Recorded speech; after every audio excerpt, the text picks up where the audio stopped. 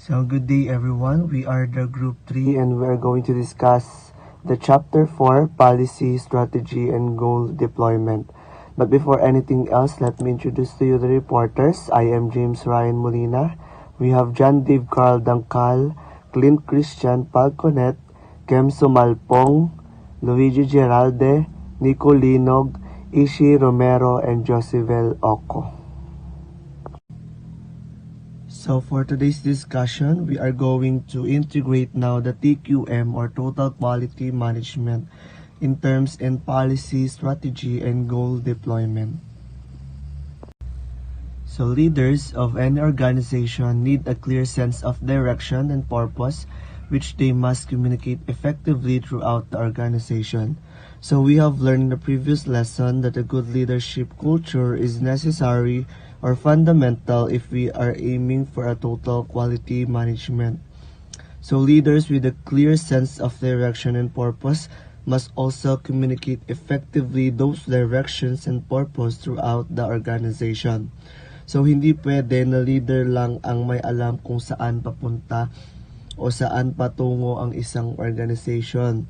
Just like in a romantic relationship, it takes two to tango, but in an organization, it takes all to tango. Dahil kung hindi synchronize, walang plan and direction ang isang organization, malamang hindi niya ito makukuha yung goal nito. That's how important on delivering your direction and purpose throughout the organization. So next, vision and mission and their deployment must be based on the needs and expectation of the organization's stakeholder or aka consumer. So kahit saan man tayo pumunta dito sa Total Quality Management course, it all boils down to one thing, to the satisfaction of your consumer. So when we create or formulate a vision and mission, before tayo mag-implement, it should be based on the needs and expectation of your organization's stakeholders, because we have the fundamental views on the organization, we have the directions and purpose, so alam na natin kung paano i-formulate ang isang mission and vision, and it should be based or pattern by the needs and expectation of your stakeholders, aka consumers. The challenge for management is how to ensure that a gap doesn't appear between the chosen direction for the organization and the day-to-day operation.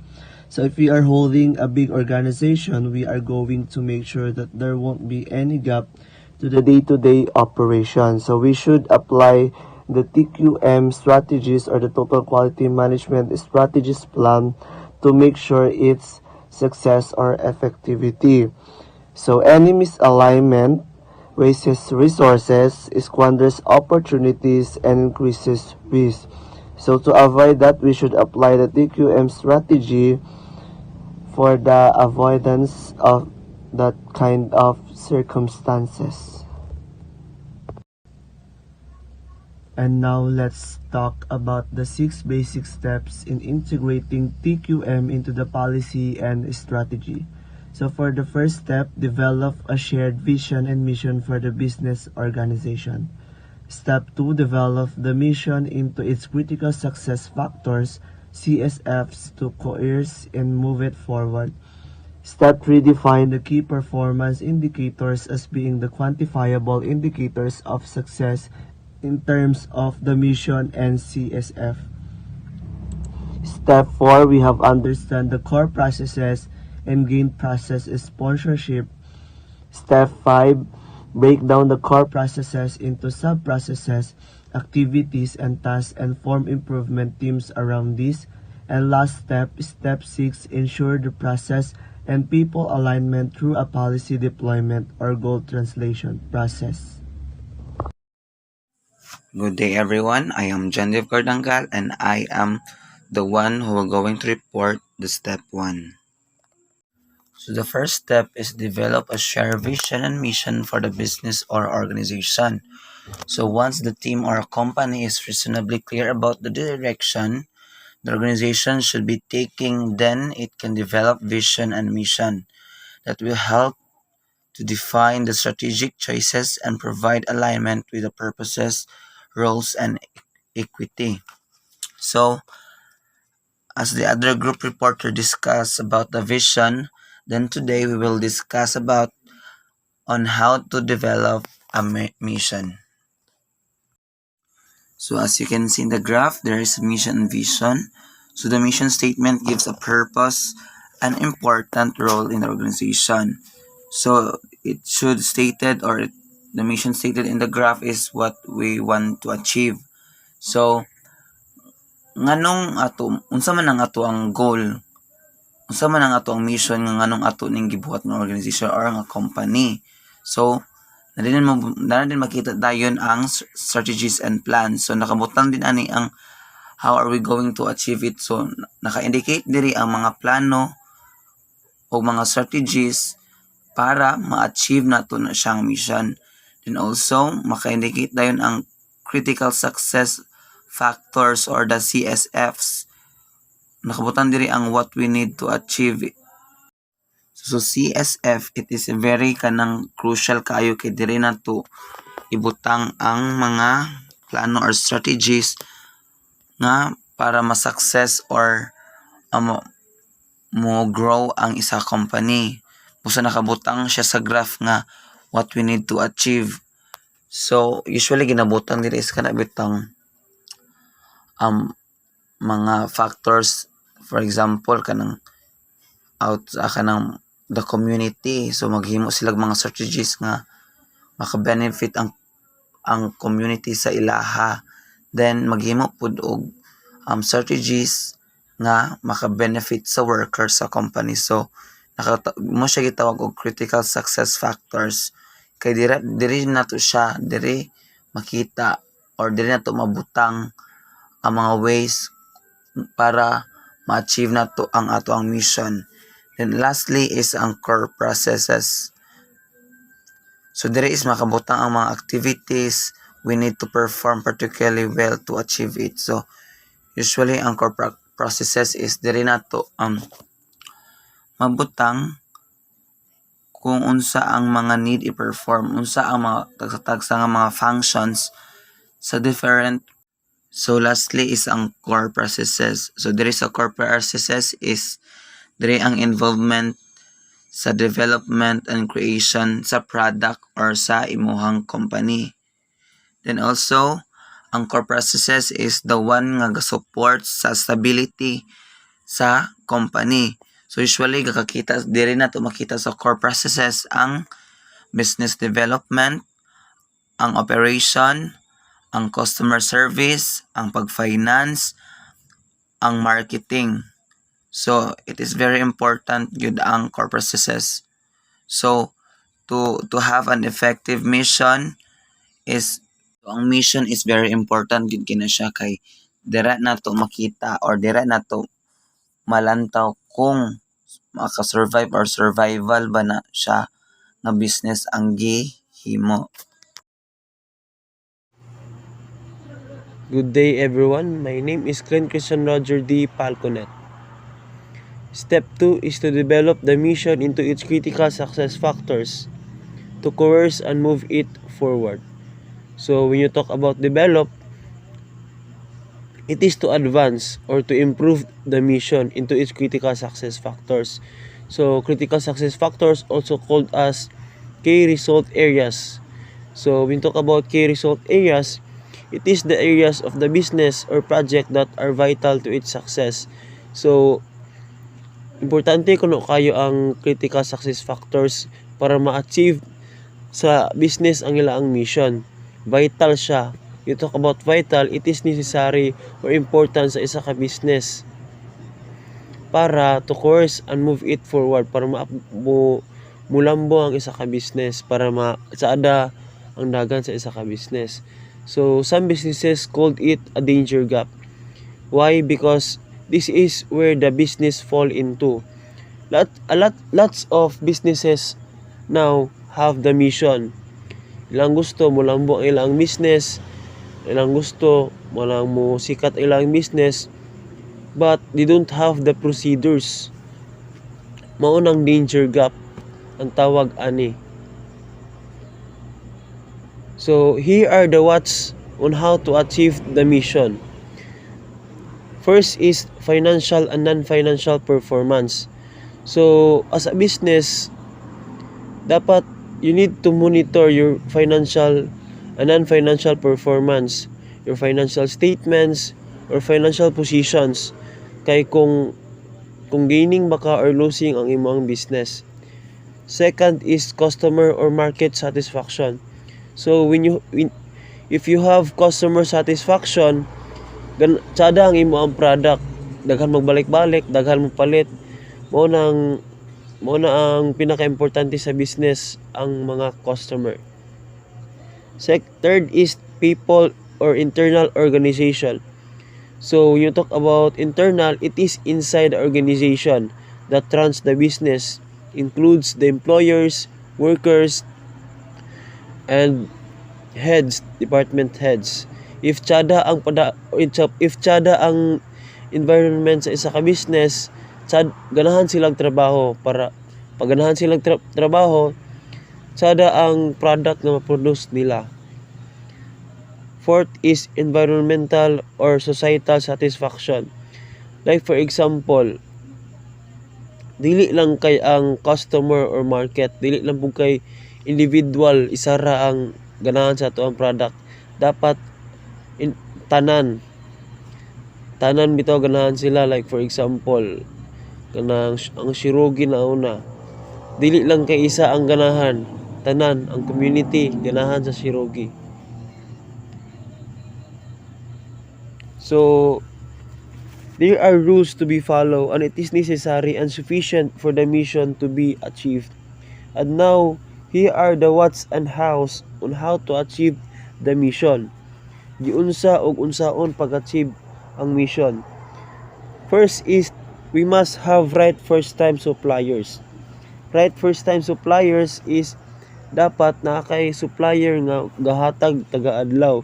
Kay if ang imong business putol-putol, dili siya convenient sa tao bitaw nga. Like for example, inyo ang gibaligya kay karinderya, ugma galuto pagka ay ga-operate pagkasunod ugma wala. Di ba murag mapalaw ang tao ba nga ay dili ta dira murag sirado man karon or dili nya ani bitaw. Second one is we must have motivated or skilled workers. Dapat motivated ang isa ka trabahante nga motrabaho. Kay like for example ang teachers, kung ang teachers ganahan sa mutudlo, tsada sa performance, tsada sa mutudlo, makasabot ang mga bata. Skilled workers, mo nang gitawag sila nga skilled or knowledgeable para mutudlo bitaw para makasabot ang mga estudyante. Third one is we need new products that satisfy the market needs. The best example of this one is ang cellphone. Di ba kabantay mo every month na ay new release sa cellphone.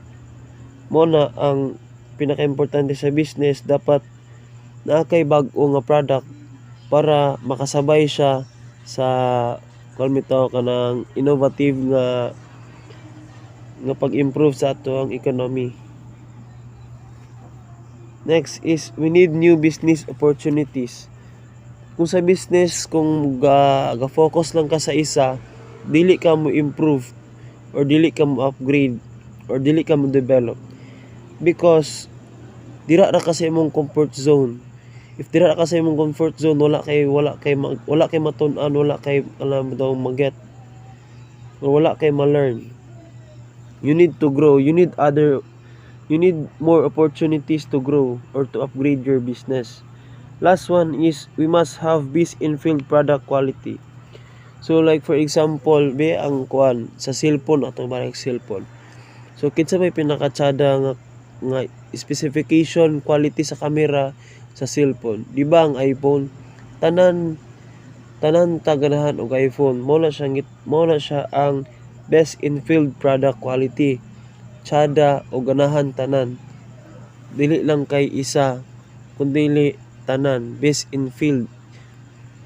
You talk about based in field, kuan kana nilabaw siya ana nga field. For example sa cellphone, ang iPhone nga cellphone ang pinaka tsada sa tanan cellphone, mao na siya ang best in field product quality. Thank you, Clint. So before I continue the next step, let me introduce myself first. I am Ishi Romero and I will discuss about the step 3, which is define the key performance indicators as being quantifiable indicators of success in terms of the mission and CSF.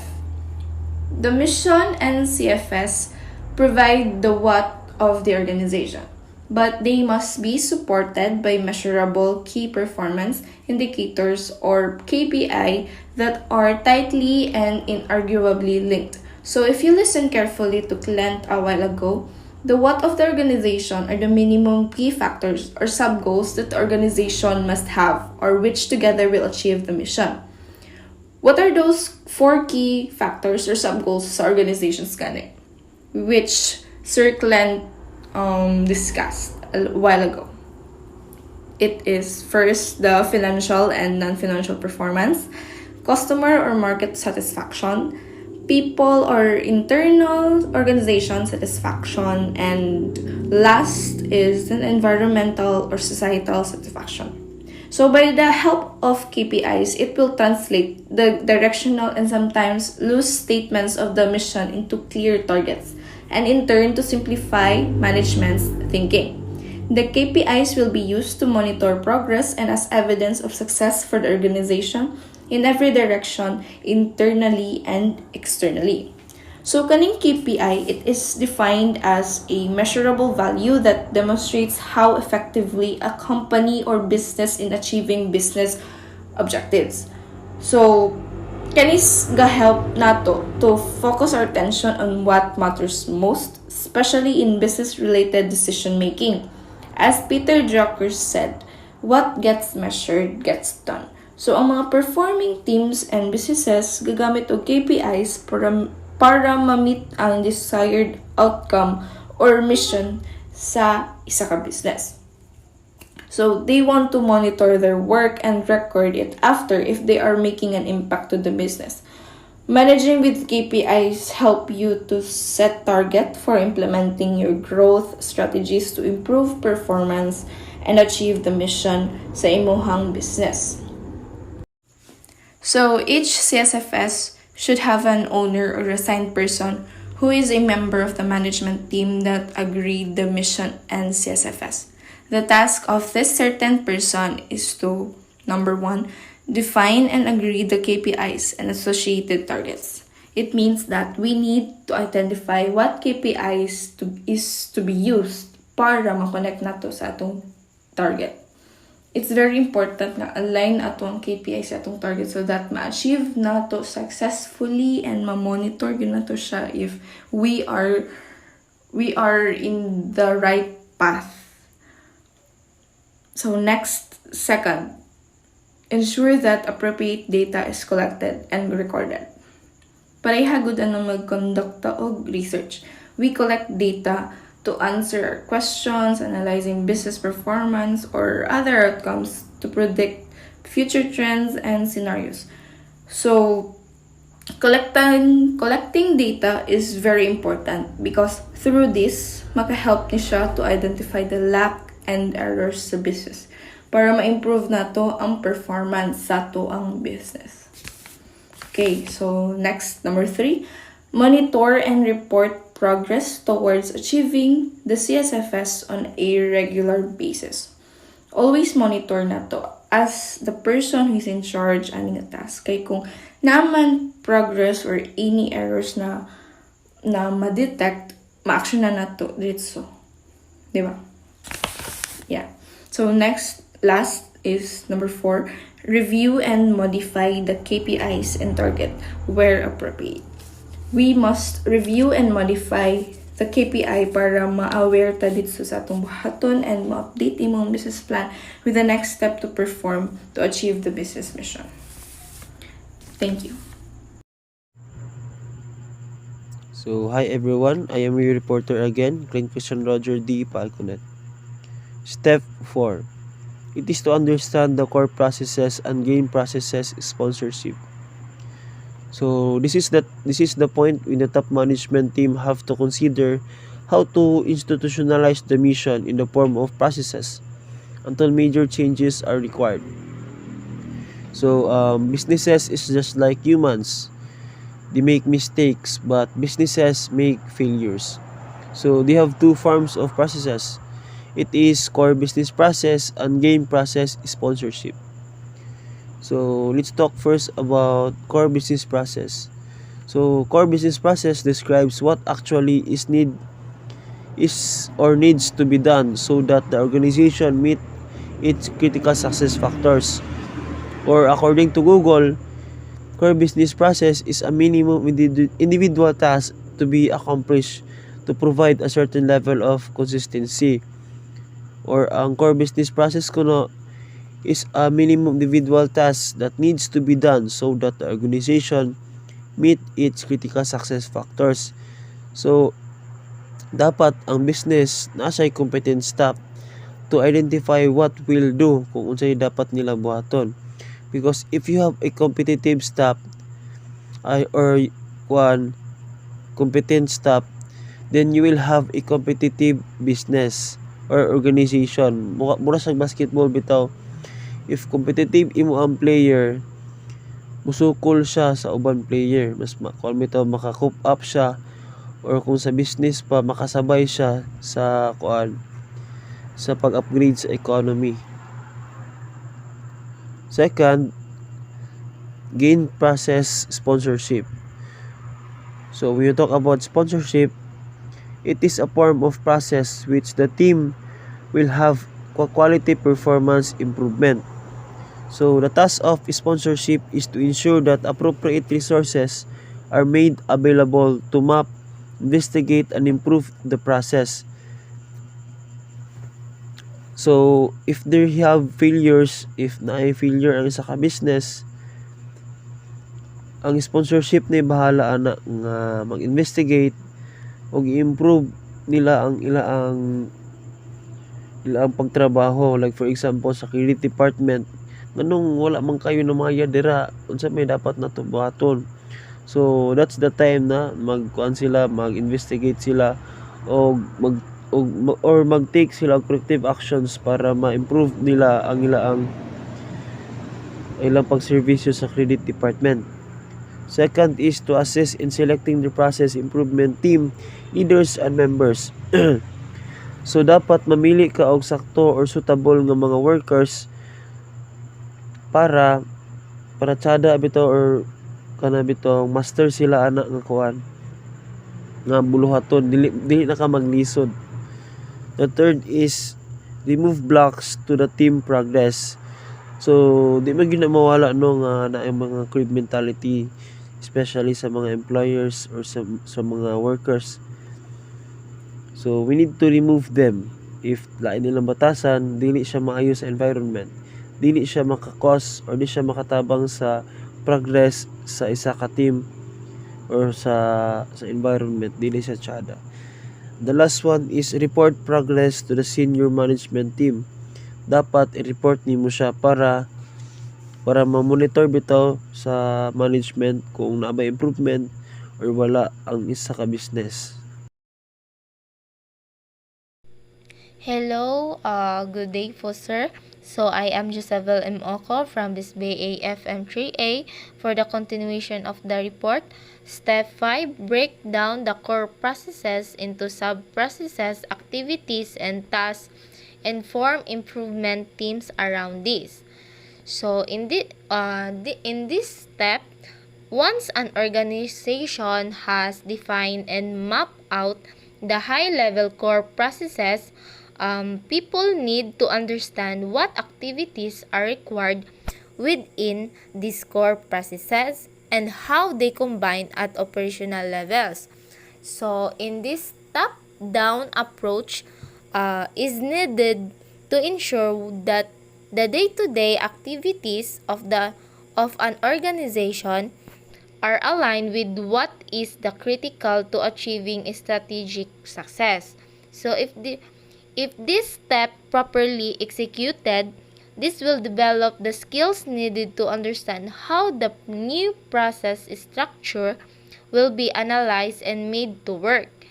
So probably, it should then be possible to develop metrics for measuring the performance of the processes, sub-processes, the activities, and also the tasks. So, in every existence of new processes teams with new goals and responsibilities will be forced the organization into a learning phase. So this will then provide the basis for change and the attitudes and behaviors necessary to meet the strategic goals. So sa step 5, naa diri si core processes, si sub-processes, activities o si task. So unsa din ni sila o kinsa day ni? Si core processes daw is one of the core processes which clearly must be done particularly well to achieve, to promote, advertise, and communicate the company's business capability. So, si sub-processes daw is one of the sub-processes which result from a breakdown of these core processes. So, si sub-processes daw is one who preparing the company's information pack. And then si activities is the one of the activities which contributes to this sub-process, is the one who prepare one of the subject booklets. And also si task is the one of the tasks which contributes is to write the detailed leaflet for a particular seminar. So the tasks are clearly performed, at least initially, by individuals. So for example, somebody has to sit down and draft out the first version of a seminar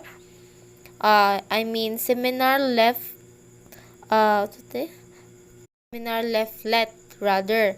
So there has to be an understanding by a individual of the task and its position in the hierarchy of a processes. Once the initial task has been performed, the results must be checked against the activity of coordinating the promotional booklet. It says for TQM. So this clearly brings in the team, and there must be interfaces between the needs of the task and the individuals who perform them and the team concerned with the activities. Good afternoon, everyone. My name is Kim Sumapong and I am the next reporter. And what I'm going to discuss in this afternoon is the last part of the basic steps in integrating TQM into the policy and strategy. Step number 6. Ensure process and people alignment through policy deployment or goal translation process. One key to integrate excellence into the business strategy is a formal goal translation or policy deployment process. If the mission has been analyzed in terms of critical success factors and core processes, then organization began to understand how to achieve the mission.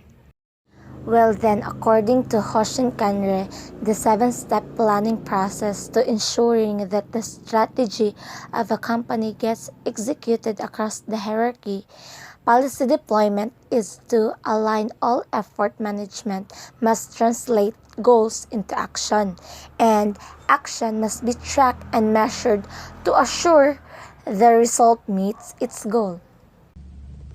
And now let's proceed to the development of policies and strategies.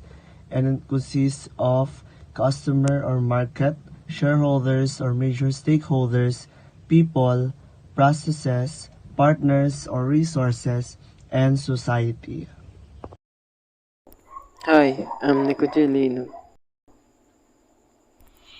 Customer market. Data collected, analyzed, and understood in terms of where the organization will operate. Customer needs and expectation understood now and in the future. Development anticipated and understood, including those of competitors and their performance. The organization performance in the marketplace known. Benchmarking against best-in-class organization. Shareholders or major stakeholders. Shareholders or major stakeholders' needs and ideas understood. Appropriate economic trends or indicators and their impact analyzed and understood. Policies and strategies appropriate to shareholders or stakeholder needs and expectation develop. Needs and expectation balance. Various scenarios and plans to manage risk develop. Kani is unsay rule sa stakeholders and shareholders sa pagdevelop sa strategies and policies. Hello everyone, this is Luigi. Let's talk about people. So, people are the employees of the company. The employees with proper skills that needed to run a business, you should to understand and comprehend the people that surrounds you. You cannot run the business without people, so you need people to run a business.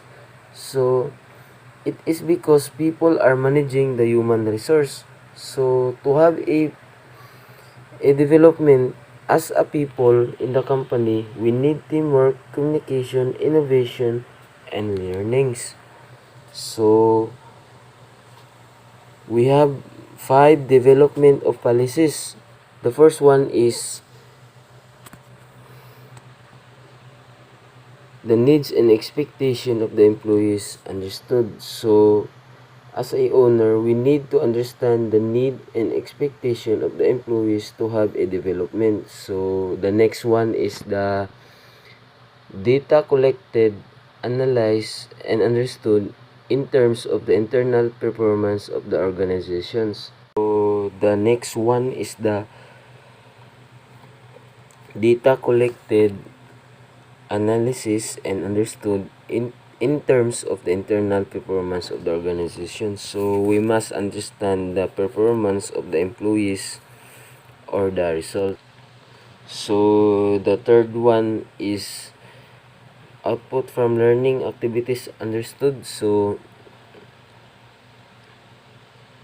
if ever the output is not good, we must understand and learn. So we have a lot of encounter that the result of the output is not good. So we need to understand and to learn why is that the output is not good. So the fourth one is the everyone appropriately informed about the policies and strategies. So when we say company, there's a lot of changes. So we need first to inform the people of the company. So as a student, as a working student, so we have a briefing to all employees to inform the employees that we have changes of the we have changes the organizing, managing, or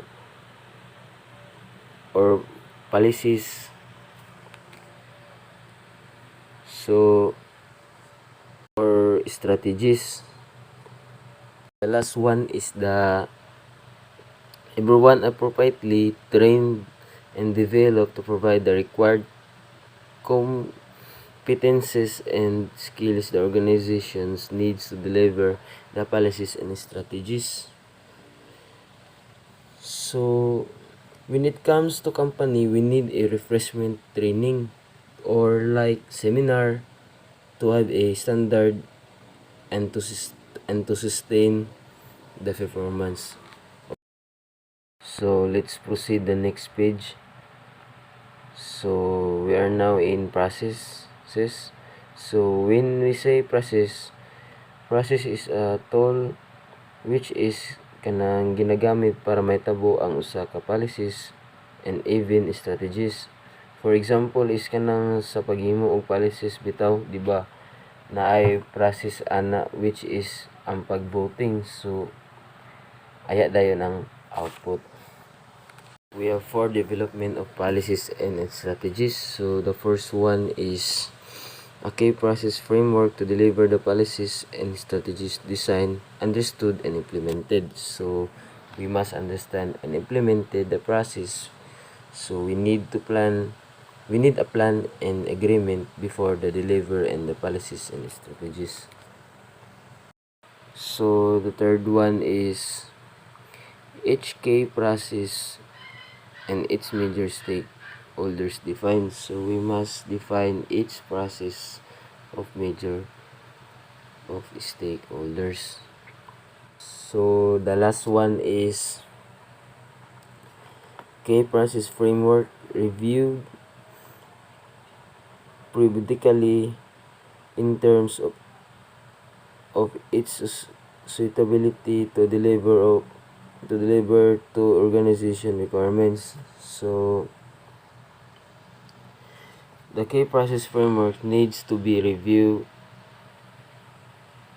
for any necessity to change or reconstruct kay basin dili na effective after several years or dili na effective sa new management or environment. So framework should be reviewed periodically so to its effectively. So that's all everyone. Thank you.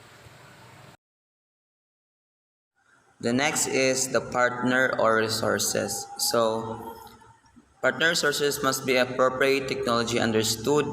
So our resources sa imong business is must be appropriate na nga nagdepend sa kung unsa man galing ang mga needs sa technology sa inyong company. Next is the impact of new technologies analyzed. So it is very important nga mag-upgraded pud ta sa atong resources sa ato ang mga equipment when it comes to technologies. It is very important kay para dili ta ma-left behind sa mga new trends sa social media or mga technologies nga highly developed. Next is needs and expectation of the partners understood. So it is very important no nga sa imong partner or sa imong kauban sa negosyo is magkasinabot mo. It is because once nga di mo magkasinabot, walay padulungan ng inyong organization or ang inyong business. Kaya dagan mo conflict, dili mo united og decision. So next is the policies and strategies aligned with those of partners. So diri is mo kana to ang mga policies and strategies must be makuan siya kanang ma-understand bito siya or hinimo or makabalo ang both partners while financial strategies develop. So dapat is develop na ang financial kay unsaon man pagpalit sa mga equipment or sa resources kung dili siya develop.